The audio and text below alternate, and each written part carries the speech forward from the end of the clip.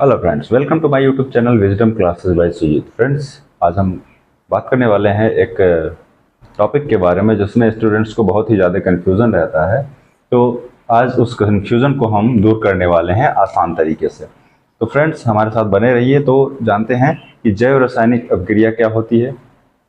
तो जीवों में होने वाले विभिन्न प्रकार की रासायनिक अभिक्रियाओं को ही जैव रासायनिक अभिक्रियाएं कहते हैं। तो ये मुख्यतः दो प्रकार के होते हैं। एक होता है अपचयी, दूसरा होता है उपचयी। अपचयी और उपचयी, इसमें कन्फ्यूजन रहता है जो है स्टूडेंट्स को। तो इस कन्फ्यूजन को दूर कैसे करेंगे, देखिए इंग्लिश में भी थोड़ा सा बताएंगे कि इंग्लिश के टर्म से कैसे आप याद कर सकते हैं और हिंदी के टर्म से। ठीक है, पहला हो जाएगा अपचयी।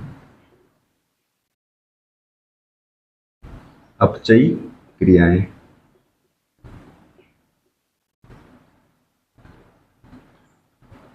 जिसको हम कैटाबोलिक रिएक्शन कैटाबोलिक रिएक्शन कहते हैं। दूसरा दूसरा हो जाएगा उपचयी।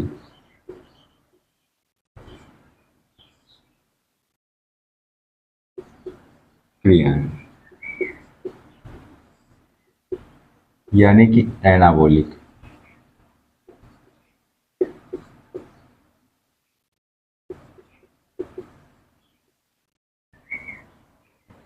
अपचयी और उपचयी क्या होता है कि अपचयी में क्या होता है कि जो है जटिल,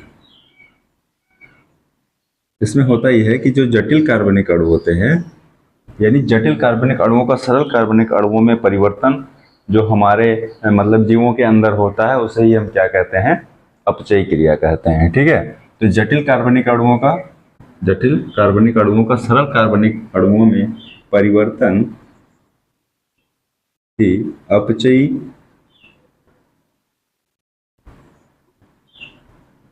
क्रिया कहलाता है। ठीक, ये होगी परिभाषा। तो इसमें जो है जटिल कार्बनिक अणु सरल कार्बनिक अणुओं में परिवर्तन होता है। जैसे एग्जाम्पल के रूप में हम ले लेते हैं, सबसे पहला एग्जाम्पल क्या हो जाएगा, पाचन। पाचन में क्या होता है कि जब हम भोजन करते हैं तो वो एक बड़े अणु के रूप में होता है कि मतलब जैसे रोटी खाते हैं, चावल खाते हैं, तो रोटी और चावल जिस रूप में होता है, क्या वैसे ही हमारे शरीर को जो है लग जाता है? नहीं। तो वो उसको सरल अणुओं में परिवर्तन होता है। उसका मतलब कि एकदम लिक्विड फॉर्म में उसका परिवर्तन होता है पाचन के दौरान, जो कि हमारा शरीर जो है उसे अवशोषित कर लेता है।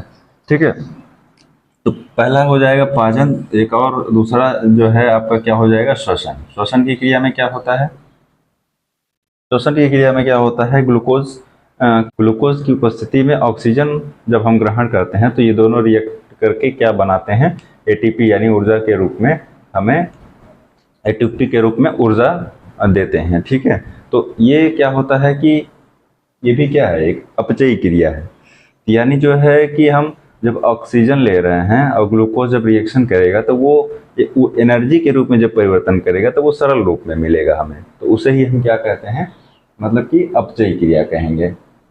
ठीक है, दूसरी बात हम करते हैं कि उपचयी। उपचयी में क्या होता है कि इसमें क्या होता है कि सरल कार्बनिक अणुओं का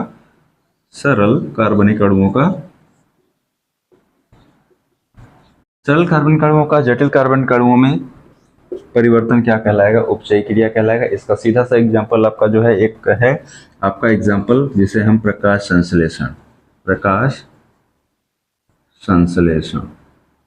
संश्लेषण की क्रिया से प्रकाश संश्लेषण की क्रिया जो है ये क्या है, एक सरल कार्बनिक अणुओं का जटिल कार्बनिक अणुओं में परिवर्तन होता है। कैसे कि जैसे अब सनलाइट से क्या होता है कि जो जब सूर्य का प्रकाश जो है पेड़ पौधों की पत्तियों पर जब पड़ता है तो वो क्या करता है कि अब उस पत्तियों में आप जानते हैं कि उसमें क्लोरोफिल पाया जाता है। क्लोरोफिल में क्या होता है, भोजन का निर्माण होता है पौधों के लिए। ठीक है, तो और जब वहाँ पर भोजन का निर्माण होगा तो वो स्टोर होता जाएगा किस रूप में, मंड के रूप में। आप जानते हैं कि जो है पेड़ पौधे अपना भोजन जो है मंड के रूप में स्टोर करते हैं और उसी से जो है क्या होता है कि वो फिर धीरे धीरे ऊर्जा के रूप में परिवर्तन होता जाता है। उससे जो है उनको एनर्जी मिलती जाती है और वो जीवित रहते हैं। ठीक है, तो वही चीज़ है कि सरल कार्बनिक अणुओं का जटिल कार्बनिक अणुओं में परिवर्तन ही क्या कहलाता है, उपचयी क्रिया कहलाता है, जो प्रकाश संश्लेषण एक एग्जाम्पल, अच्छा सा एग्जाम्पल है। अब देखिए फ्रेंड्स, जैसे अपचयी क्रिया क्या है, अपचयी तो हम जान गए जटिल से सरल कार्बनिक अणुओं में परिवर्तन, और उपचयी में सरल से जटिल में। अब इसको हम ध्यान में कैसे रखेंगे इसको जानते हैं। तो ध्यान में रखने के लिए जैसे देखिए वर्णमाला का पहला अक्षर, स्वर का पहला अक्षर अ है, उसके बाद उ आता है ना, तो पहला अपचयी क्रिया याद रखेंगे, दूसरा उपचयी क्रिया याद रखेंगे।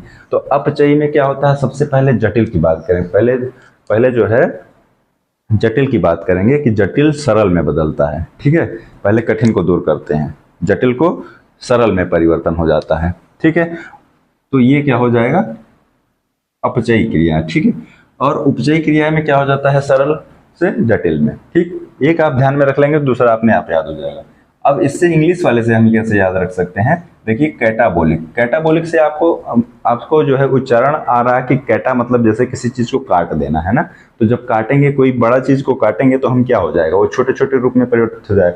मतलब कि जो बहुत ज्यादा मतलब बड़े चीज को कहीं ले जाना कठिन होता है, तो वैसे छोटे चीज को अगर उसको काट काट के छोटा कर देंगे तो वो सरल हो जाएगा ले जाना। तो वही चीज है कि जटिल से सरल में परिवर्तन क्या कहलाए, कैटाबोलिक।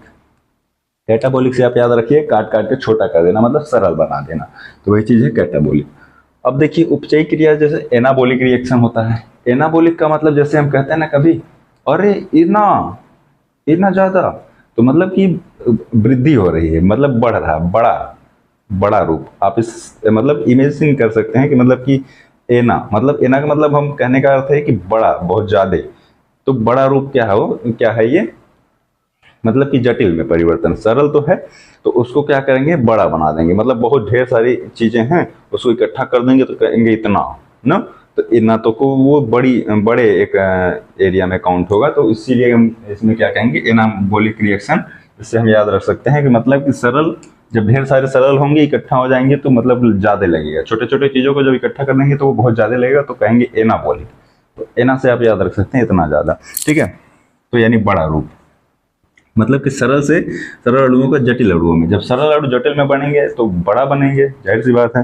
तो इसमें जो है आपका एग्जाम्पल है प्रकाश संश्लेषण की क्रिया। तो इस तरह से आप इसको याद रख सकते हैं, जो है भूलने वाला नहीं है ये आपको। अगर ये जो मैं एक तरीका बताया हूँ इसको अगर ध्यान में रख लेंगे तो भूलने वाला नहीं है। बहुत ही आसान तरीके से मैं आपको समझाने का प्रयास किया हूँ। अगर ये वीडियो आपको पसंद आएगा तो वीडियो को लाइक कीजिएगा और चैनल को सब्सक्राइब कीजिएगा नए हैं तो, और जो है आपका कमेंट बॉक्स में अपने राय अवश्य दीजिएगा कि वीडियो आपको कैसा लगा। धन्यवाद।